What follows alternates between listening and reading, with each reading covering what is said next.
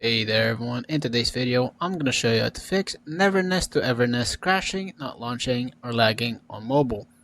Just before we do begin, make sure to like the video, subscribe to the channel with all notifications on, and if you do have any questions during the video, make sure to comment down in the comment section down below and I'll happily answer them for you. So without any further ado, let's get straight to the video. So first things first, what I'd recommend is an immediate device and storage fixes.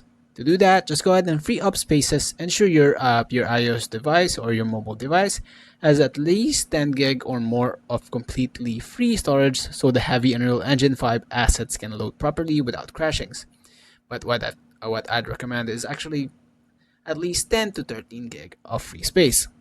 Now make sure your low power mode is also turned off. So your iOS control center on your settings right over here, make sure that is turned off, as your iPhone processor it can cause extreme lag or stuttering.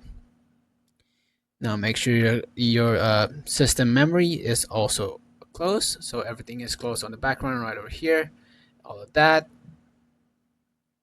and perform a fresh restart of your iOS device to clear temporary cache and free up active RAM, as you can see right over here, just like so.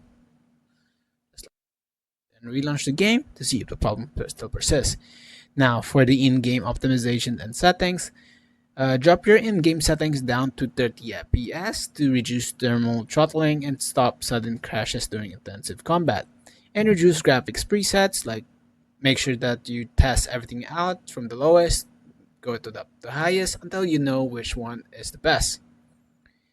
And also, check server status, wait for a short while if an update just dropped. A server's maintenance or minor back-end outages can cause sudden loading failures or startup crashes. Now basically that's it all for this video. Thank you guys so much for watching. Leave a like on this video if it helped. Peace.